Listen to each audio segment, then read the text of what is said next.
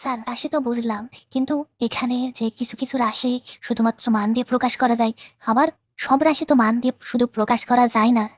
তাহলে সেক্ষেত্রে রাশি কত প্রকারের? খুবই চমৎকার একটি প্রশ্ন করেছো যে সব রাশি শুধুমাত্র মান দিয়ে প্রকাশ করা যায় না। কিছু কিছু রাশি প্রকাশ করতে হলে মানের সাথে সাথে দিকও লাগে। এখন যেসব রাশি প্রকাশ করার জন্য শুধুমাত্র মানের প্রয়োজন হয়, ডিটেকশন বা দিকের প্রয়োজন হয় না, সে সকল রাশিকে স্কেলার রাশি বলে। যেমন মনে করো, তুমি যদি দোকানদারকে বলো যে আমাকে 4 কেজি চাল দিন, তবে দোকানদার তোমার কথাটা কিন্তু পুরোপুরি বুঝতে পারবে। চাল কোন দিকে দেবে, চাল কোন দিকে দেবে, উত্তর দিকে নাকি দক্ষিণ দিকে, পূর্ব দিকে নাকি পশ্চিম দিকে, সেটা কিন্তু বলার দরকার নেই। তুমি জাস্ট বলবা আমাকে 4 কেজি চাল দাও, 4 কেজি চাল দিন, তাহলে কিন্তু না বুঝে যাবে। তো এইখানে এই যে 4 কেজি, এটা শুধুমাত্র একটা মাপ, এটা বললেই কিন্তু চলে। এই কারণে এইটা কিন্তু একটা স্কেলার রাশি। ঠিক আছে?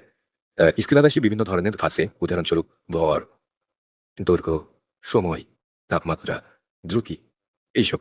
আর কিছু কিছু রাশি আছে যেগুলো শুধুমাত্র মান দিয়ে কিন্তু প্রকাশ করা যায় না, যেগুলো প্রকাশ করতে হলে মানের সাথে সাথে দিকটাও দরকার হয়, সেগুলোকে বলা হয় ভেক্টর রাশি।